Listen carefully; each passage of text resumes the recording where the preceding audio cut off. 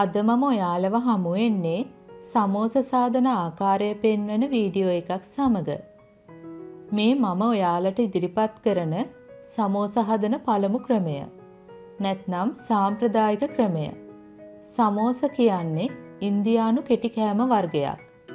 සමෝස නිවැරදිවම සාදන ආකාරය පියවරෙන් පියවර මේ වීඩියෝ එකේදී ඉදිරිපත් කරනවා. සමෝස හදන්න අවශ්‍ය වෙන දේවල් මේ වීඩියෝ එක අවසානයේදී සඳහන් කරලා තියෙනවා. ඔයාලා මගේ වීඩියෝ වලට කැමති නම් යාළුවෝ එක්ක ෂෙයා කරන්න. මගේ YouTube channel එකට subscribe වෙන්න. දැනටමත් subscribe වෙලා නැතිනම් පමණක් පහළ තියෙන රතු පාට subscribe button එක click කරන්න. ඊට පස්සේ ඒ ළඟින්ම එන සීනුව click කරන්න. දැන් මගේ අලුත්ම වීඩියෝ ඔයාලට ලේසියෙන්ම බලන්න පුළුවන්. මුලින්ම අපි සමෝස පිරවුම හදමු. පොඩි රටලූණු ගෙඩියක් කොටු කපා ගන්න. අමු මිරිස් කරල් 2ක් කොටු කපා ගන්න.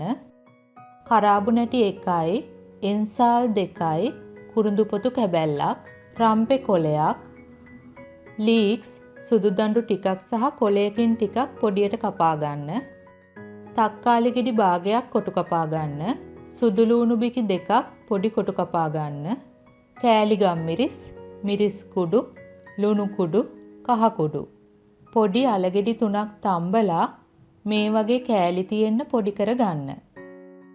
මුලින්ම පෑන් එකට තෙල් ටිකක් දාන්න. තෙල් රත් වෙද්දී එන්සාල් කරාබු නැටි කුරුඳු පොතු දාලා බැදෙන්න දෙන්න.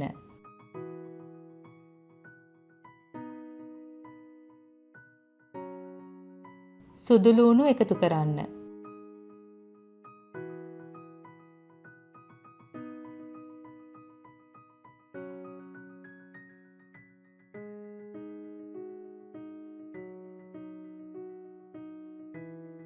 රම්පේ එකතු කරන්න.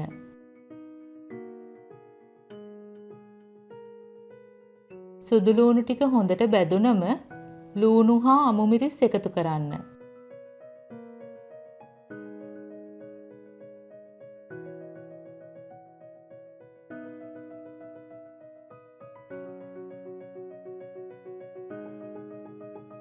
දැන් රස අනුව ලුණු සහ කහ කුඩු එකතු කර ගන්න.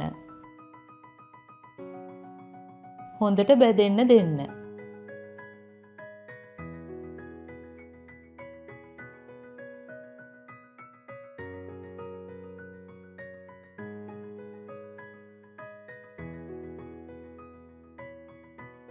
දැන් තක්කාලි එකතු කරන්න.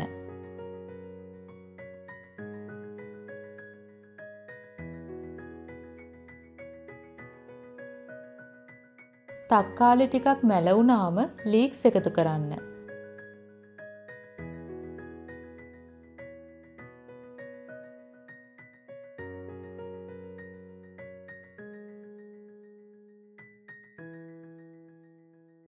දැන් රස අනුව මිරිස් කුඩු එකතු කර ගන්න. හොඳට බැදෙන්න දෙන්න.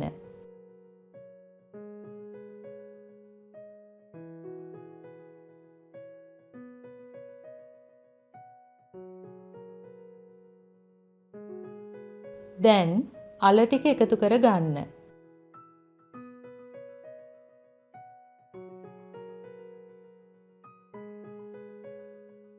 ඔයාලා කැමති නම් අල එක්කම චිකන් හෝ මාළුත් එකතු කරගන්න පුළුවන්.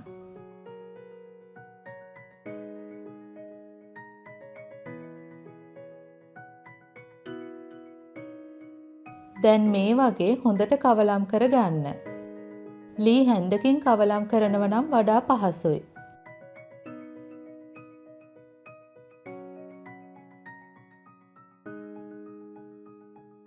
දැන් රම්පේ කුරුඳු පොතු, එන්සාල් සහ කරාබු නැටි ඉවත් කරගන්න පුළුවන්.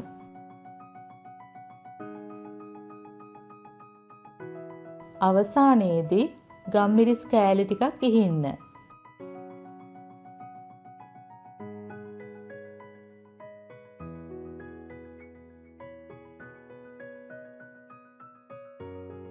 දැන් හොඳට කවලම් කරලා ලිපෙන් බාගන්න පුළුවන්.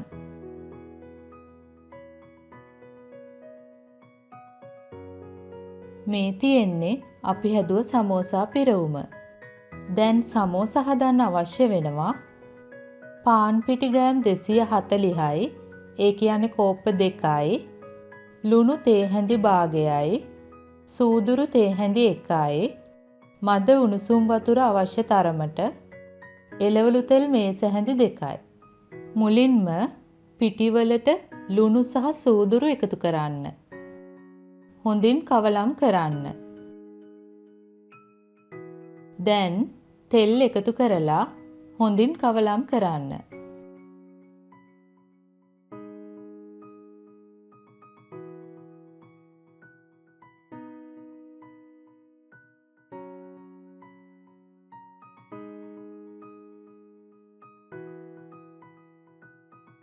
දැන් වතුර ටික ටික එකතු කරලා ඝන පිටිමෝලියක් හදාගන්න. වතුර ගොඩාක් එකවර දාන්න එපා. ටික ටික එකතු කරන්න.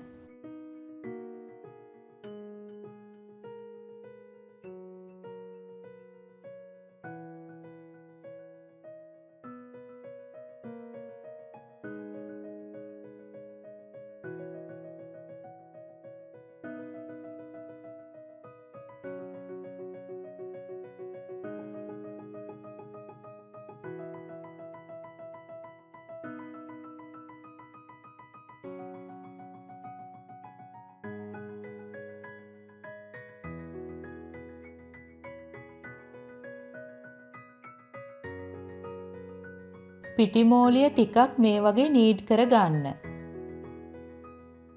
ගොඩක් නීඩ් කරන්න අවශ්‍ය නැහැ.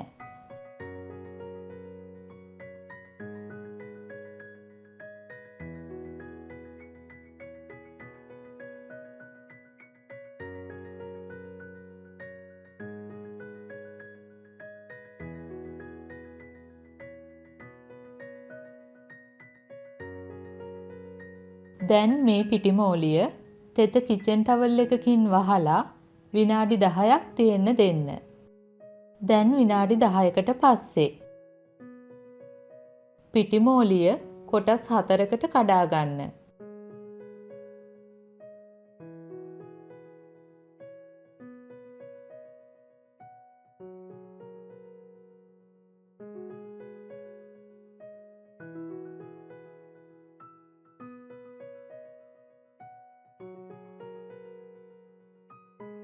දැන් මේ වගේ රවුම් හදා ගන්න.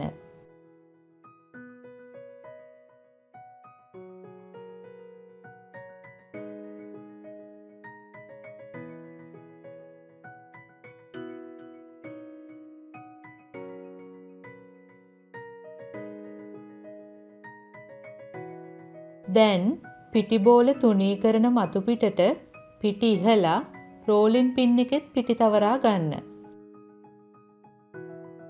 දැන් පිටි බෝලය තියලා මේ වගේ තුනී කර ගන්න. දෙපැත්ත හරව හරව තුනී කර ගන්න ඕන.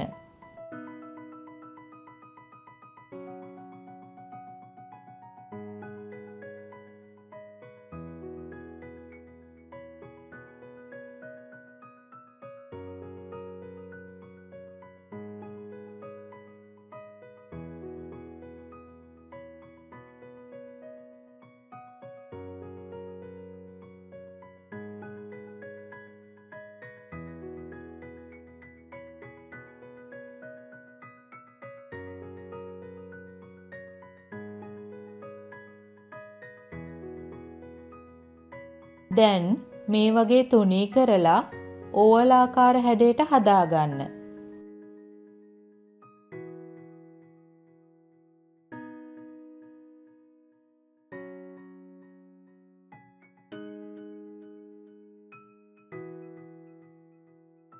දැන් මැදින් දෙකට කපන්න. දැන් එක රවුම් භාගයක අපි කැපුව දාරය පැත්තේ වතුර ගා ගන්න.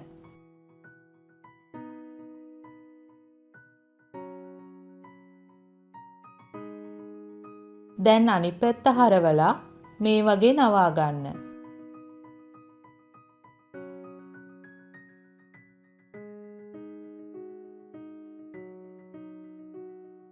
දැන් මේ වගේ පොකට් එකක් හැදෙනවා. ෆිලින් එක මේ විදියට පුරව ගන්න. දැන් මේ වගේ මැදින් රැල්ලක් වගේ නවා ගන්න. දැන් මේ රැල්ල අනිත් පැත්තට ගෙනත් අලවා ගන්න.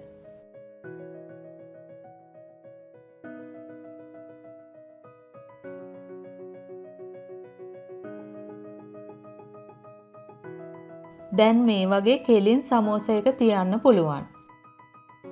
අපි තව එකක් බලමු. ගොඩක් අයට සමෝසා හදද්දී ඇතිවෙන ගැටලුවක් තමයි සමෝසා එක කෙලින් තියන්න බැරි බව. මේ විදියට හදද්දී සමෝසා එක කෙලින් තියන්න පුළුවන්.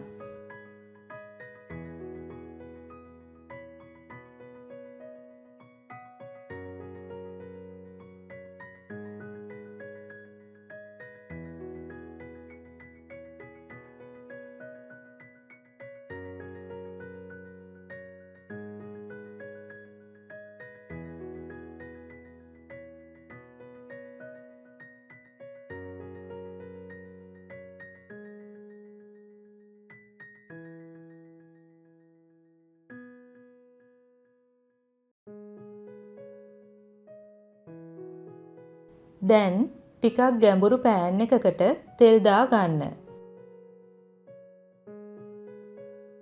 තෙල් ගොඩාක් රත් වෙන්න දෙන්න එපා. පිටි කැබැල්ලක් දාලා බලන්න ඒ පිටි කැබැල්ල බුබුලු වෙද්දි තෙල් රත් වෙලා ඇති. අපි සමෝසා බදින්නේ අඩු රස්නේ. එතකොට තමයි සමෝසා එක බැදුනට පස්සේ ක්‍රිස්පි විදියට තියෙන්නේ. දැන් සමෝසා එක බැගින් තෙල් එකට දාන්න.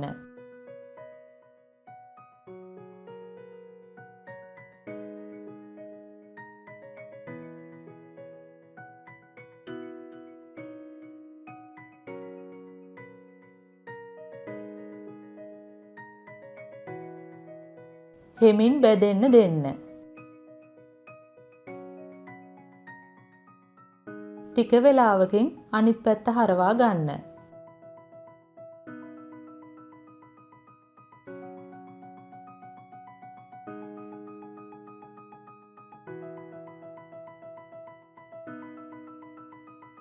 මේ වගේ පැත්තෙන් පැත්තට මාරු කරමින් බදින්න.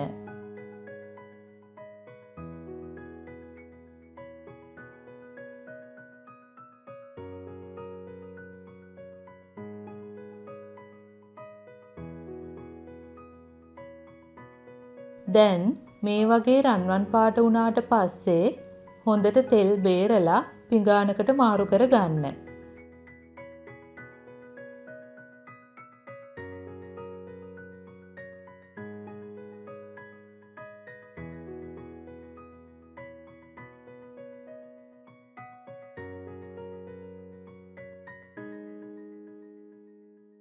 මේ තියෙන්නේ අපි හැදුව රසම රස උණුම උණු සමෝසා. ඔයාලත් ගෙදරදීම සමෝසා හදලා පවුලේ අය සමග රස විඳින්න. සමෝසා හදන තවත් ආකාර රැසක්ම ඉදිරි වීඩියෝ වලදී බලාපොරොත්තු වෙන්න. මගේ වීඩියෝ වලට ඔයාලා කැමති නම් ලයික් කරන්න, කමෙන්ට් කරන්න, මගේ YouTube channel එකට subscribe වෙන්න. නැවතත් මෙවැනිම රසබර වීඩියෝ එකකින් හමු වෙමු. ස්තුතියි.